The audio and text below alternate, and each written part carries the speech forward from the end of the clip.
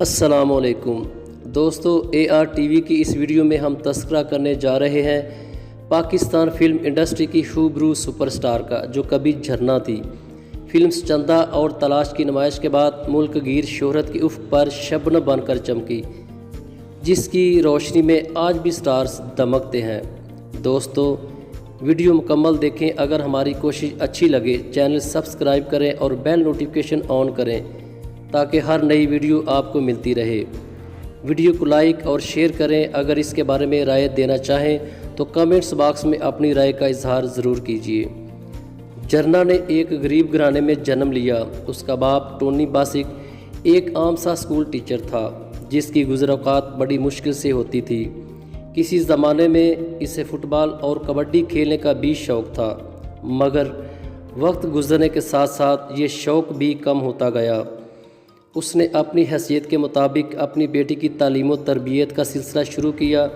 ابتدائی تعلیم اپنے گھر کے قریب پرائمری اسکول میں دلوائی، پھر جب وہ بڑی ہوئی بنگلہ بازار گرلز اسکول میں اس کا داخلہ کروا دیا۔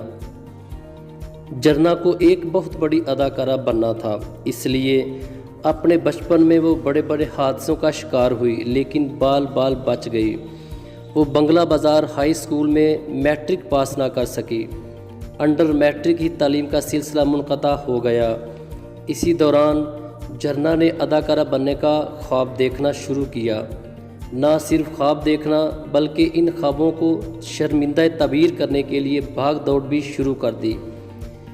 جن لوگوں نے جھرنا کو قریب سے دیکھا ہے انہیں یاد ہوگا کہ فلم زدہ عام لڑکے لڑکیوں کی طرح اس نے بھی فلمی دفاتر اور نگار خانوں تک رسائی حاصل کرنا شروع کر دی۔ مشرقی پاکستان ڈھاکہ میں جھرنا کی پہلی قابل ذکر فلم اے دیش تو مار آمار، اردو میں اس کا مطلب ہے یہ وطن تمہارا ہمارا تھی، جو 1959 میں ریلیز ہوئی تھی۔ اسے کیپٹن احتشام نے ڈائریکٹ کیا تھا۔ اس فلم میں جھرنا نے سائیڈ ہیروئن کا کردار ادا کیا تھا۔ اس کے بعد 1961 میں حیات الدین مطلب گمشدہ ایام میں جھرنا نے اہم کردار ادا کیا۔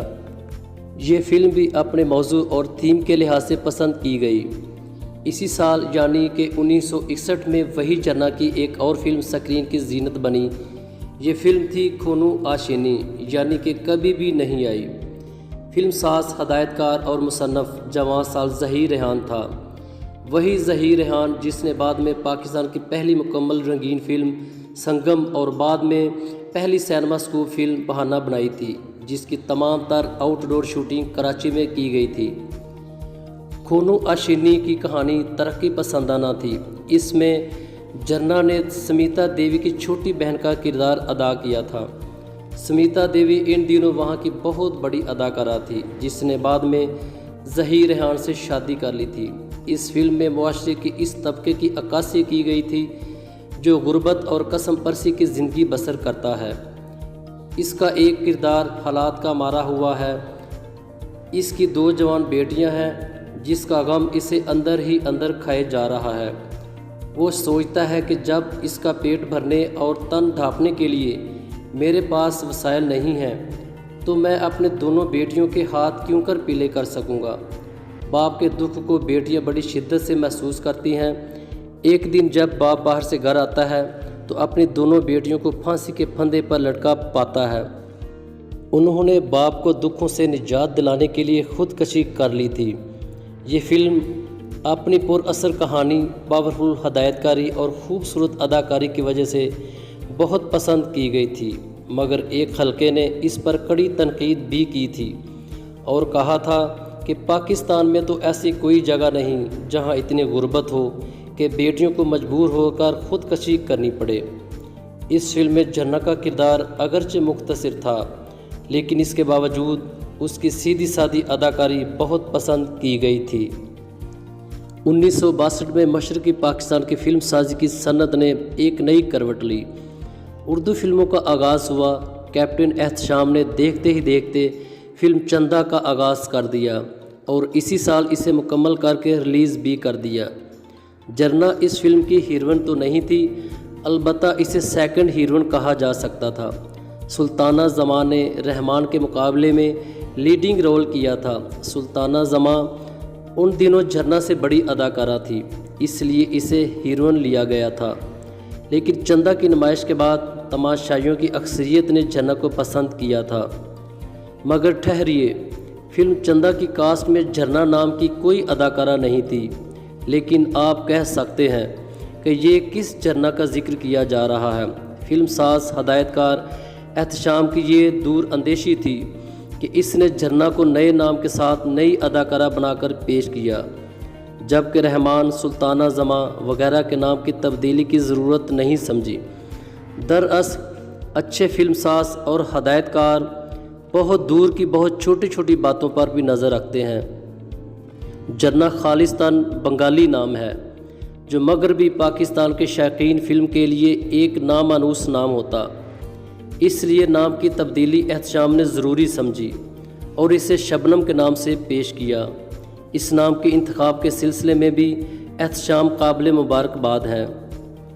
ये नाम झरना की शख्सियत पर अंगूठी में नगीने की तरह साबित हुआ। चंदा की मकबूलियत और पसंदीदगी की एक वजह ये भी थी कि इसके आर्टिस्टों को तमाशाइयों ने एक नए रूप में देखा था। सीधा साधा मेकअप, बेनियाज और आम जिंदगी से करीब तर सिनेमा स्क्रीन पर अभी तक उन्होंने ऐसा नहीं देखा था। इसलिए ये बात उन्हें अनोखी भी लगी और अच्छी भी। ख़ास तौर पर शबनम ने उन्हें बेहद मुतासिर किया था। एक तो उसका चेहरा बेहद फोटोजेनिक था, उस पर उसकी अदाकारी ने भी कुछ कम जादू नहीं किया। इसमें भी बनावट कम और हकीकत का रंग ज़्यादा नुमायाँ था। सुल्ताना जमा फिल्म की हीरोइन थी, कहानी में इसका ज़्यादा हिस्सा था, मगर उसकी एक्टिंग में बेसाख्तगी और हकीकी अफरीनी का तनासुब शबनम के मुकाबले में बहुत कम था। अगरचे चंदा की कहानी में कोई ख़ास बात नहीं थी, वही मोहब्बत से पैदा होने वाले वाक़यात, हादसात, वही गाने, वही रक़्स और वही मौसीकी। लेकिन ये सब कुछ किस कदर बदले हुए अंदाज में था, जिनमें नुमाइश कम, सच और हकीकत ज़्यादा नज़र आती थी। पाकिस्तान भर के तमाशाइयों ने चंदा की मामूली कहानी और नए गैर मरूफ आर्टिस्टों के बावजूद इसे पसंदीदगी की खुसूसी एजाज़ से नवाजा। ऐसी ज़बरदस्त कामयाबी अब तक ढाका में बनने वाली किसी फिल्म को हासिल नहीं हुई थी। लिहाजा इस फिल्म साज के हौसले बुलंद हो गए और इसने फौरी तौर पर दूसरी उर्दू फिल्म तलाश का काम शुरू कर दिया। इस फिल्म के लिए तकरीबन तमाम तर चंदा की कामयाब और कामरान आर्टिस्टों और हुनरमंदों की खिदमात हासिल की गई। सुल्ताना जमा ने चंदा की हीरोइन होने के नाते उसकी कामयाबी के बाद अपना भाव बढ़ा दिया और मुंह मांगा मुआवजा लेना चाहा, मगर फिल्म साज क्यों रजामंद होते। उनका तो ये ख्याल था कि फ़िल्म की सारी कामयाबी उनकी और सिर्फ उनकी कोशिशों का नतीजा है। यूं भी चंदा की कामयाबी से शबनम ने सबसे ज़्यादा मकबूलियत और शोहरत समेटी थी। इसलिए एहतशाम और मुस्तफ़ीज़ ने सुल्ताना जमा को तलाश के सिलसिले में नज़रअंदाज कर दिया और शबनम को रहमान के मुकाबले में बतौर हीरोइन पेश किया। यूं भी सुल्ताना जमा शादीशुदा थी और उसका शौहर QM जमा भी कड़ी निगाह रखता था, जबकि झरना या शबनम के साथ ऐसी कोई बात नहीं थी। वैसे भी वो तबन बड़ी साबर शाकिर थी, जो चाहे दे दो वो ले लेती थी। अपनी खुशी से ज़्यादा दूसरों की खुशनुदी का ख्याल रखती थी। तलाश की हिदायतकारी की जिम्मेदारियां मुस्तफ़ीद के सुपुर्द थी। 1963 में जब तलाश नुमाइश पजीर हुई, इस फिल्म ने चंदा से ज़्यादा बेहतर पोजीशन हासिल की, ना सिर्फ मकबूलियत और शोहरत के लिहाज से बल्कि बिज़नेस के लिहाज से भी चंदा से बहुत आगे चली गई। इस फिल्म ने शबनम और रहमान की मकबूलियत में भी ज़बरदस्त इजाफ़ा किया। मुसलसल 2 उर्दू फिल्मों की अजीमुशान कामयाबी के बाद ढाका में उर्दू फिल्मों का सैलाब उमड़ आया। 25 दिसंबर 1965 को शबनम ने रोबन गोश से शादी कर ली। रोबन गोश फिल्म चंदा और तलाश में मौसीकी भी दे दी थी। शादी की तकरीब का एहतमाम उस वक्त मशरक़ी पाकिस्तान के सबसे बड़े होटल शाहबाग में किया गया था। चंदा और तलाश के बाद शबनम की काबिल ज़िक्र फिल्म प्रीत न जाने रीत थी। इसके बाद आखिरी स्टेशन थी। 1966 में उनका बेटा उनकी आरजुओं का फूल बनकर खिल चुका था।